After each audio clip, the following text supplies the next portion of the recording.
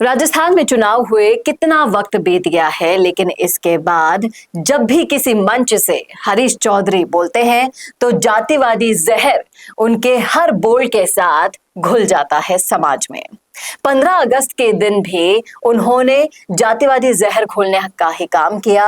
अपने भाषण में किस तरीके से वो भाटी पर तंज कस रहे हैं और इस पर तरह तरह की बातें कर रहे हैं लोग, और यहाँ पर यही तथ्य निकलकर सामने आता है कि एक दिन तो आप छोड़ देते, एक दिन तो देश के लिए, राज्य के लिए, विकास के लिए बात कर लेते। तो क्या हरीश चौधरी के दिमाग में ये जातिवादी जो जहर है वो समाज में घोलने के बाद इसके अलावा कोई काम नहीं है? करेंगे इसी मुद्दे पर चर्चा इस वीडियो में, इसलिए बने रहेगा आखिर तक हमारे साथ। नमस्कार, मैं हूं चेतना शर्मा। आप देखना शुरू कर चुके हैं संवाद भारत का भारत के लिए, और इस मुद्दे पर बातचीत करने के लिए मेरे साथ मौजूद है हमारे editor in chief Varun Bhansali ji. जिस तरीके से सोशल मीडिया पर सर वीडियो वायरल हो रहे हैं, तरह तरह के लोग इस वीडियो पर प्रतिक्रिया दे रहे हैं। हरीश चौधरी के भाषण का एक वीडियो आया है सामने जिसमें वो जातिवाद के बारे में बात करते हुए सुनाई दे रहे हैं। किस दिन? उस दिन जिस दिन हमारा देश आजाद हुआ था, जिस दिन हमें और चीजों पर पॉइंट्स निकालने की जरूरत है। हम विकास की बात कर सकते हैं, हम बच्चों को ज्ञान देने की बात कर सकते हैं, तरह तरह के आप भाषण में अपने लिए पॉइंटर्स ले सकते हैं, लेकिन वो हमेशा जातिवाद के पॉइंट को ही क्यों लेकर आते हैं? क्या इसके अलावा हरीश चौधरी के दिमाग में और कुछ नहीं बसता है? देखिए, हरीश चौधरी की पुरानी ख्वाहिश एक ही है कि वो कैसे जाट कौम के सबसे बड़े नेता बने, और उन्हें दिमाग में सिर्फ एक ही चीज दिखती है कि सबसे ज्यादा तादाद में अगर कोई जाति के लोग हैं तो वो जाट जाति के लोग हैं, और कैसे मैं उनका सबसे बड़ा नेता बन जाऊं। पर हरीश चौधरी को यह समझ नहीं आता कि आखिरकार जाट वोटर अपने नेता से चाहता क्या है। वो चाहता है कि वो अपने स्टैंड पे खड़ा रहे, वो चाहता है कि वो नेता उनकी बातों को पुरजोर तरीके से उठाए, वो चाहता है कि वो नेता किसी से भी लड़ जाए उनके लिए। ये सारी क्वालिटी अपने अंदर लाने की बजाय वो सिर्फ जहर घोलने की जो क्वालिटी है वो लाते हैं, और जाट वर्सेस राजपूत कैसे हो पाए, चाहे वो विधानसभा में हो पाए, चाहे वो सड़क पर हो पाए, चाहे वो आम सभा में हो पाए, वो कैसे हो पाए इसका मौका ढूंढते रहते हैं। लेकिन पिछले काफी समय से उन्हीं की गेंदें उन्हीं पे उल्टी पड़ रही है, उन्हीं के दाव उन्हीं पे उल्टे पड़ रहे हैं। उन्होंने दाव खेला था कि उमेदा राम को कांग्रेस में लाते हैं, वो हार जाएंगे और उनकी सियासत खत्म हो जाएगी, और फिर बाड़मेर का इकलौता जाट नेता मैं बन जाऊंगा। हेमाराम चौधरी को तो इमोशंस में लाकर उन्होंने उनकी सियासत खत्म कर ही दी है, तो अब इकलौता जाट नेता बाड़मेर का तो मैं बन जाऊंगा, ये सोच के वो लाए थे। लेकिन हुआ पूरा उलट। फिर उन्होंने ये सोचकर अपनी राजनीति चालू रखी कि अब मैं बायतू का तो विधायक हूं, यहां बंटवारा तेज करता हूं, आने वाले चुनाव को देखूंगा, वहां लोकसभा में चला जाऊंगा। लेकिन होता क्या है, दूसरी तरफ रविंद्र सिंह भाटी है जो जाति का नाम ही नहीं लेते जी, जो मुद्दों की बात करते हैं। और यह सोचा था कि चुनाव में हार जाने के बाद तो शायद रविंद्र सिंह भाटी की लोकप्रियता कम हो जाएगी, वो भी उल्टा पड़ रहा है। वो लोकप्रियता बढ़ती जा रही है, बढ़ती जा रही है, बढ़ती जा रही है। ये सोचा था कि उन्हें कोई जाट वोट ही नहीं करेगा, या उनके लिए कोई जाट सोचेगा ही नहीं, लेकिन वो भी उल्टा हो रहा है। उनके लिए 36 कौम के लोग सोच रहे हैं, क्योंकि उन्होंने ये बताया ही नहीं कि मैं जाट हूं या राजपूत हूं। उन्होंने ये बताया, ये दर्शाया कि मुझे आपका विकास करना है। और इसीलिए आज वो अल्पसंख्यक वोट जो एक वक्त पे पूरा का पूरा कांग्रेस का हुआ करता था, वो भी भाटी के खेमे में गया, तब जाकर 6 लाख से ज्यादा वोट लाए। पहली बार का सांसद प्रत्याशी अगर 6 लाख से ज्यादा वोट इतने बड़े क्षेत्र में, बाड़मेर जैसलमेर का लोकसभा क्षेत्र अपने आप में सबसे बड़ा क्षेत्र है, इतना बड़ा, ज्योग्राफिकली इतना बड़ा क्षेत्र है कि एक जगह से दूसरी जगह पहुंचने में घंटों लग जाते हैं। उस क्षेत्र में 6 लाख से ज्यादा वोट लाना, जिसके पीछे ना किसी पार्टी की बैकिंग हो, ना उसके पीछे कोई आलाकमान हो, ना उसके पीछे कोई सोनिया गांधी, राहुल गांधी, नरेंद्र मोदी, कोई भी हो, अकेला अपने दम पर अगर कोई 6 लाख वोटों से ज्यादा लाए तो फिर हरीश चौधरी जो इतने सालों से सियासत कर रहे हैं वो क्या कर रहे हैं, ये उन्हें सोचना चाहिए। इसके अलावा भी बहुत सारी चीजें हैं। जब आप चुनाव के बाद के सिनेरियो को देखते हैं तो वो इतने ज्यादा एक्टिव अपने क्षेत्र में नजर नहीं आए हैं। हालांकि उम्मेदराम बेनीवाल सांसद बन चुके हैं, लेकिन वो उनके हाथ की सिर्फ कठपुतली नजर आते हैं। जहां जाते हैं साथ में जाएंगे, एक सधे हुए भाषण को वो देते हैं। आप उनके भाषण के स्तर को सुनिएगा कि वो किस तरीके से टूटे फूटे भाषण दे रहे हैं। कांग्रेस पार्टी शुरुआत से ही कठपुतलियां बनाने की फैक्ट्री है। पहले सोनिया गांधी की कठपुतलियां हुआ करते थे सब लोग, अभी भी गांधी परिवार की कठपुतली होते हैं, और कहीं ना कहीं वो कठपुतली बनने की प्रक्रिया में चले गए उम्मेदराम बेनीवाल। उम्मेदराम बेनीवाल ने भी ये नहीं सोचा कि आरएलपी से कांग्रेस में जाने का मतलब ये है कि पूरी तरह से अपने आप को नतमस्तक कर दे रहे हैं वो, और वो एक तरह की एक पार्टी आलाकमान की पूरी तरह से नौकरशाही में चले गए हैं। ये उन्हें सोचना चाहिए था। हनुमान बेनीवाल भी कई बार इस बात को दोहराते हैं, लेकिन हनुमान बेनीवाल उनमें से एक है जो गए हुए को वापस लेना तो उनके बिल्कुल भी पॉसिबल नहीं, डिक्शनरी में ही नहीं है। तो अब उम्मेदराम बेनीवाल सांसद तो बन गए और काफी कम अनुभव के बावजूद बन गए, ये सारी बातें ठीक है, लेकिन वो उस कांग्रेस पार्टी के सांसद बने हैं जो पूरी तरह से गांधी परिवार के शिरोधार्य होके चलती है। हालांकि सचिन पायलट का नेतृत्व भी है साथ में, तो अगर वहां से कुछ मिलता है तो बात अलग है, लेकिन उम्मेदराम बेनीवाल को कहीं पर भी फ्री हैंड नहीं मिलेगा।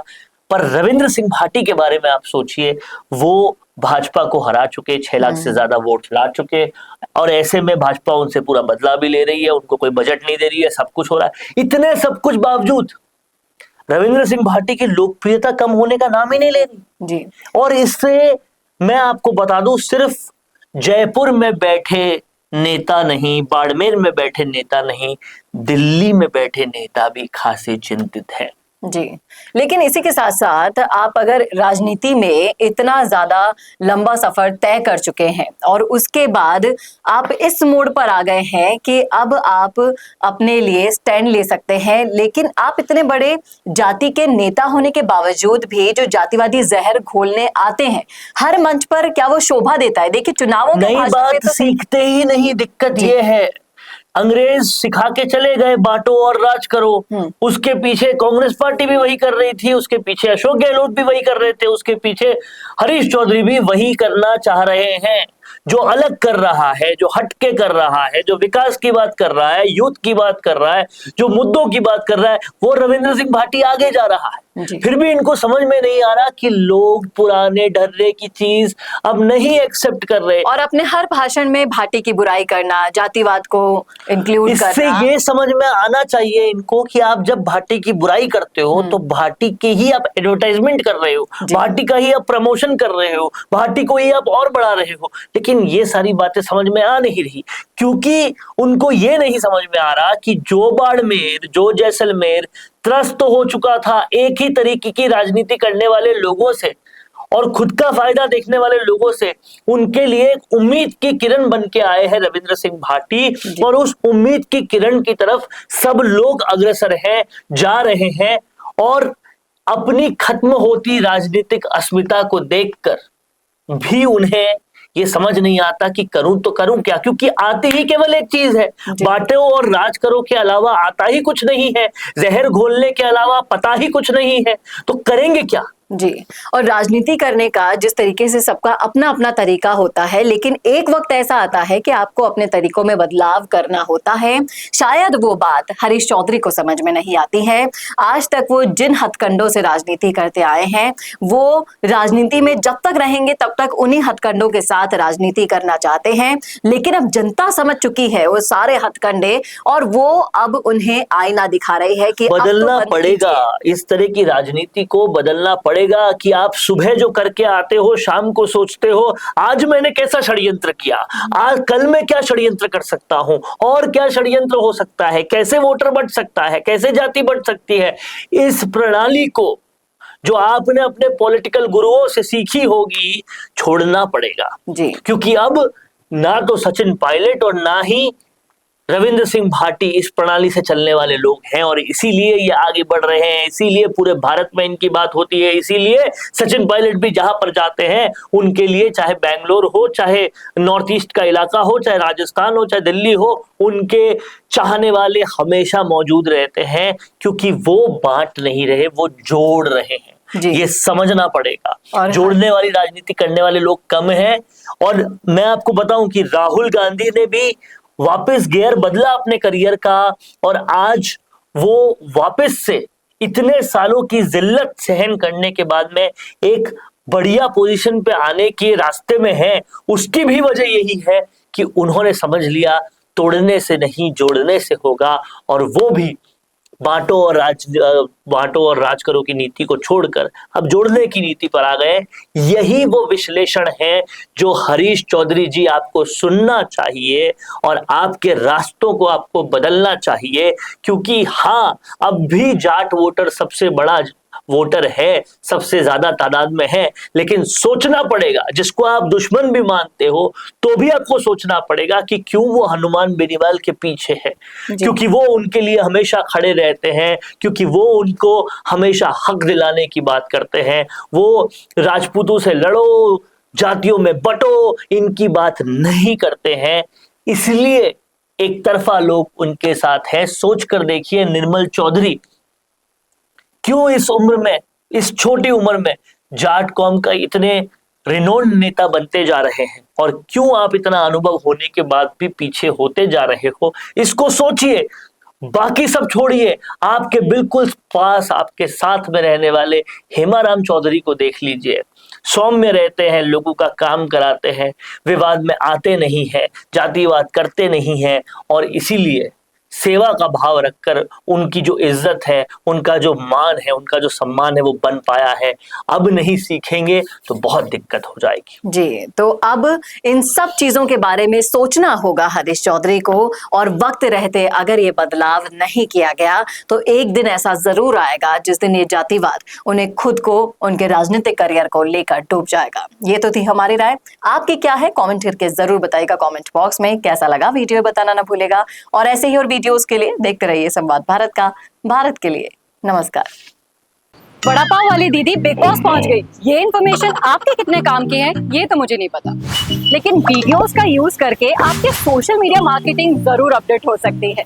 मिशी मीडिया सॉल्यूशंस आपको दे रहा है 40 से ज्यादा वीडियो एक्टर जो करेंगे आपके सोशल मीडिया को बूस्ट। ये इन्फॉर्मेशन ना आपके जरूर काम की है।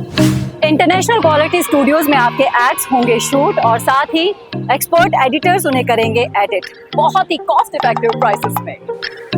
35 से ज्यादा देशों के लिए हम काम कर चुके हैं, 5000 से ज्यादा वीडियोस बना चुके हैं। सोशल मीडिया पर छा जाने के लिए, या फिर मीटिंग्स या कॉन्फ्रेंस में अपने वीडियोस शो करने के लिए, या फिर रील्स या फिर स्टेटस लगाने के लिए अगर आपको वीडियोस बनवाने हैं तो मिशी मीडिया सॉल्यूशंस वो सारे वीडियोस आपको बना कर देगा इंटरनेशनल क्वालिटी के। तो आप ब्रांड बनिए, अपने बिजनेस को बड़ा बनाइए मिशी मीडिया सॉल्यूशंस के साथ।